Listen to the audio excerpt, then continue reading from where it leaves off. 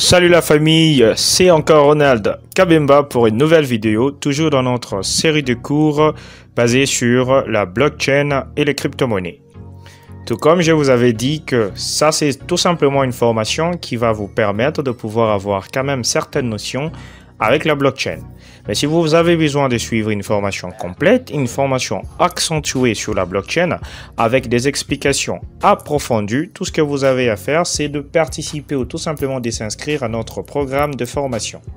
Donc pour aujourd'hui, nous allons voir les adresses et les portefeuilles. Tout simplement le portefeuille et adresse. Ok? Donc, dans ce que nous allons voir aujourd'hui, nous allons voir d'abord le portefeuille, ok, comment est-ce que nous pouvons afficher les différentes portefeuilles pour différentes crypto-monnaies et comment est-ce que nous pouvons générer plusieurs adresses, particulièrement pour le Bitcoin qui a l'habitude de changer d'adresse lorsqu'il y a une nouvelle transaction. Mais il suffirait que vous avez créé un wallet, mais dans le wallet que vous avez créé, l'adresse qui s'est générée n'est pas du tout valide. Ça c'est fait. Vous pouvez, une adresse Bitcoin peut aller jusqu'à 34 caractères. Entre 30 et 34 caractères, oui, c'est accepté, mais à partir de 31 caractères, votre adresse a été mal générée. Alors pour cela, vous aurez besoin de générer une nouvelle adresse. Ce que beaucoup de gens ignorent est que l'adresse qui s'affiche par défaut, vous avez la possibilité de changer l'adresse pour générer une nouvelle adresse, peut-être parce que l'adresse en question c'est mal générée ou aussi parce que peut-être vous avez déjà eu à utiliser cette adresse en le mettant comme information de paiement dans plusieurs sites d'investissement que nous appelons par de ICO. Alors sans plus tarder, nous allons passer directement à notre compte. Vous avez déjà un compte si vous êtes arrivé à ce stade. Si vous n'avez pas encore de compte et que vous suivez cette vidéo, prière de suivre la première vidéo, donc vidéo 1 que je vais vous mettre le lien dans la description qui va vous permettre de pouvoir comprendre d'abord le fondamentaux de la blockchain avant de pouvoir suivre cette vidéo. Ça c'est notre troisième vidéo basée sur la blockchain et nous allons accéder à notre compte blockchain que nous avons créé dans les vidéos précédentes. Donc, je suis maintenant dans mon navigateur. Je vais faire, voilà, faites blockchain.com. Vous entrez. OK. Nous allons cliquer sur s'identifier. Nous avons déjà un compte. Ça, c'est notre adresse déjà générée. Vous allez mettre le mot de passe.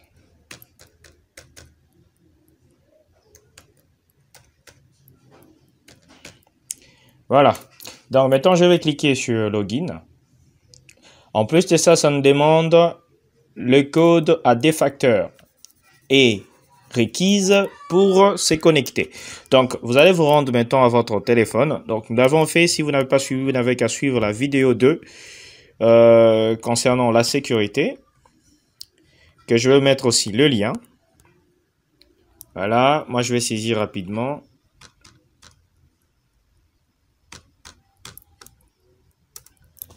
Voilà. Nous allons patienter.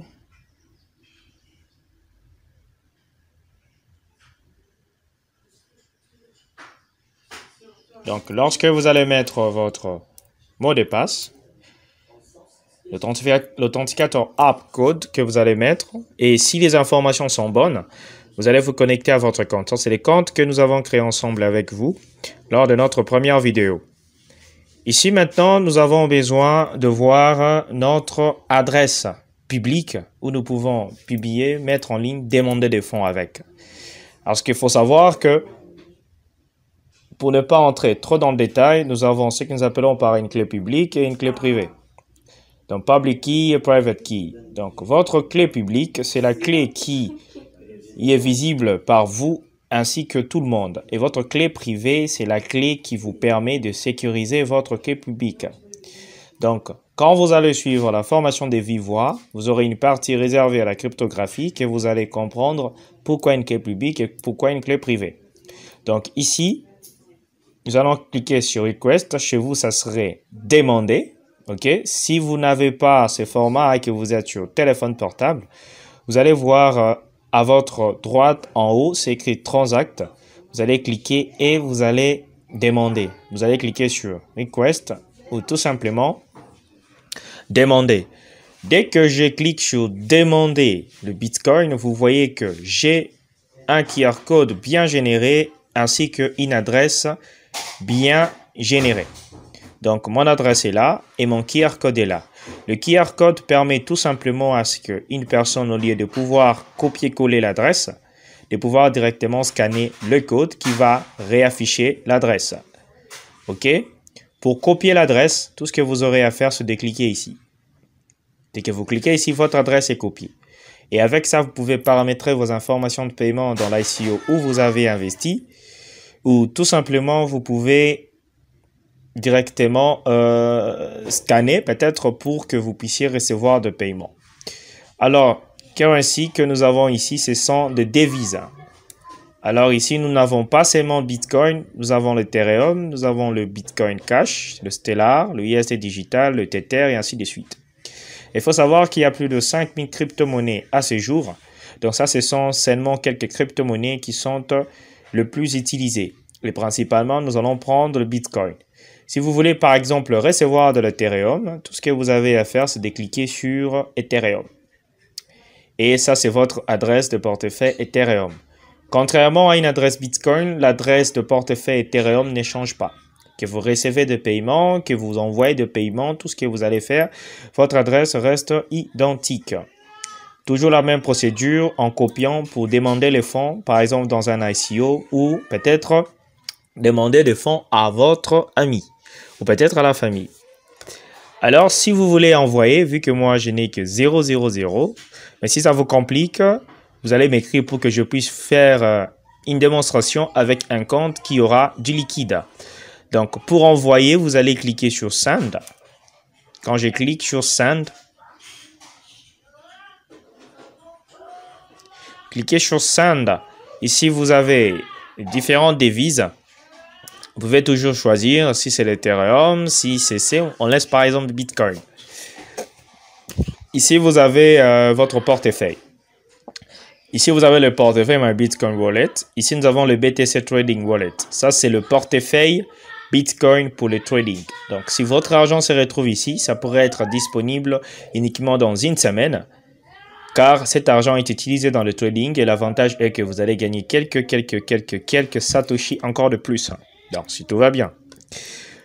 Alors, ici, on vous demande de coller, de scanner ou de sélectionner la destination. Ici, maintenant, vous allez coller l'adresse que vous avez copiée. Supposons, par exemple, votre ami vous remet une adresse. Vous allez coller cette adresse-là ici. OK? Ou sinon, si ce n'est pas le cas, vous allez procéder par le scan. Mais avec le scan, vous aurez besoin de mettre un portefeuille ici devant. Je vais voir, ça va s'afficher. Bon, tellement que je suis en recording et tout. Utilisez votre caméra. Bon, autorisé. OK. Voilà, moi je suis là. Je vais essayer d'afficher une adresse.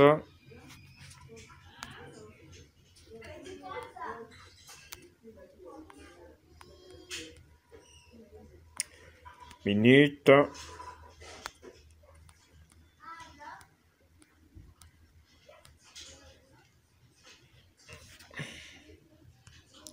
Je cherche un peu la capture. Bon, supposons avec ça. OK, on va faire ça.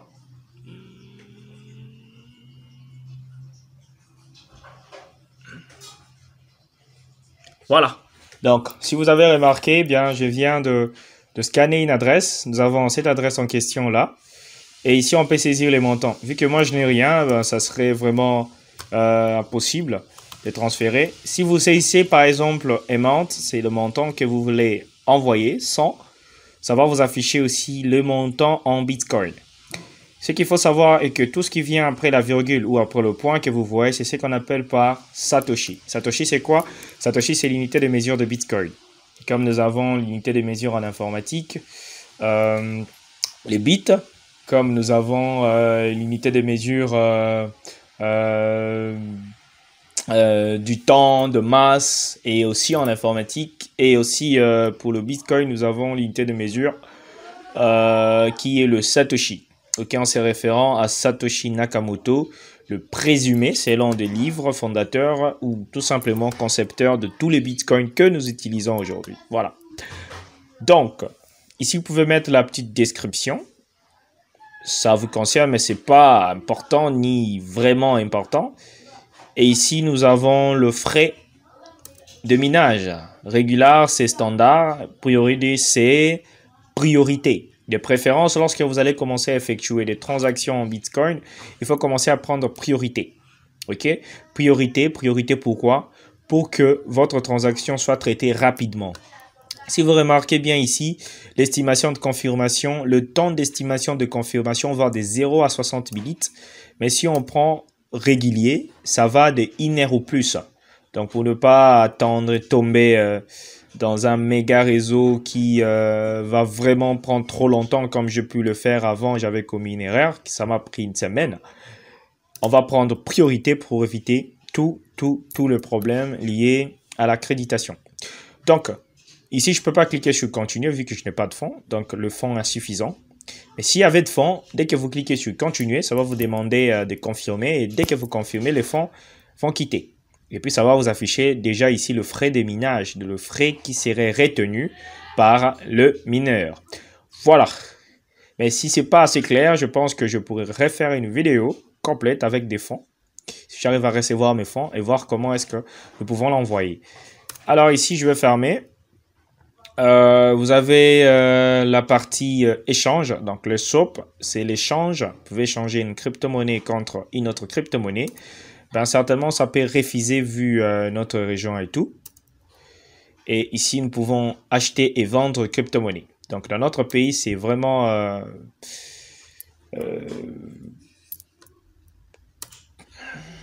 ça va mettre un bon oups, je pense. Voilà. Le bon oups est là parce que notre région, plutôt, n'est pas autorisée à le faire. Donc, ici, maintenant, nous avons vu comment on peut envoyer et demander les bitcoins. Et maintenant, on va voir une partie très importante, le wallet and address. Donc, ici, nous allons voir le portefeuille et adresse. OK?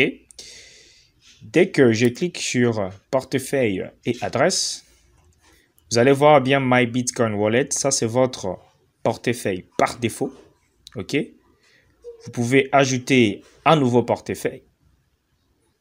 OK? Vous pouvez ajouter un nouveau portefeuille. Supposons, par exemple, j'ajoute le portefeuille qui s'appelle, par exemple, je mets Invest Wallet. Invest Wallet, j'ai fait ça. OK? Ici, j'ai créé un portefeuille. Vous cliquez sur Manage, vous avez la possibilité d'ajouter, donc Add Next Address. Donc, vous allez cliquer sur Ajouter une nouvelle adresse. Vous voyez, vous avez une nouvelle adresse qui a été ajoutée. Ce qu'il faut savoir est que tous les portefeuilles que vous créez sont liés directement à votre portefeuille par défaut. Donc, n'ayez pas peur. Vous pouvez utiliser cette adresse, par exemple, pour demander les fonds. Et vous pouvez générer autant d'adresses que vous voulez. Vous pouvez générer autant d'adresses que vous voulez. Par exemple, je peux encore ajouter une nouvelle adresse. Je peux encore ajouter une nouvelle adresse. Mais il faut savoir que toutes les adresses ne font référence qu'à un seul et unique compte. OK?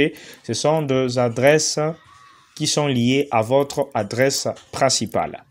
Mais supposons par exemple que vous ouvrez un compte et dans votre compte, vous avez un petit problème. Là.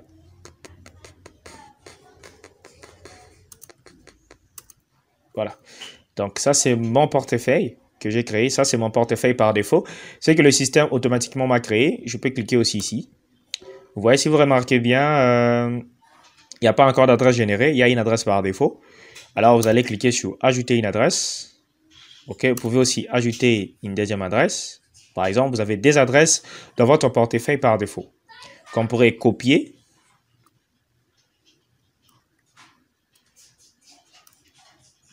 Voilà. qu'on pourrait copier et demander des fonds avec. Ok, vous pouvez par exemple renommer l'adresse de portefeuille et tout, mais ici c'est pas important. Donc l'adresse par défaut et tout. Et là, vous pouvez en faire beaucoup de choses. Et quand vous avez généré déjà des adresses comme ça, votre adresse d'ailleurs principale va changer. Si je clique sur demander, vous voyez, l'adresse aussi a changé. Ce qui veut dire que j'ai la possibilité de mettre cette adresse dans une ICO. Et j'ai aussi la possibilité de prendre cette adresse, de la mettre. Alors, vous allez me dire, ben Ronald, c'est quoi l'importance de générer plusieurs adresses? En informatique, il faut savoir qu'une information qui a été utilisée, la blockchain utilise une cryptographie très forte, mais là où nous définissons nos adresses de portefeuille, ce sont des champs de définition. Alors, dans ces champs de définition, une adresse qui est correctement définie, ça va renvoyer un message selon le système ou la création du site web que cette adresse a été déjà utilisée pour une accréditation. Supposons par exemple que non, vous l'aviez fait pour beaucoup de gens, pour deux sexes même opposés, vous risquez de paraître comme un suspect. Alors, pour éviter à ce que votre compte puisse être considéré comme suspect, tout ce que vous avez à faire est de générer plusieurs adresses. Si vous gérez 10 comptes ou si vous avez 10 comptes dans une ICO, générez aussi 10 adresses pour vous permettre de pouvoir le soumettre toutes. Mais il faut savoir que toutes les adresses que vous allez générer feront toujours référence à un même compte. Donc, c'est comme ça que ça marche.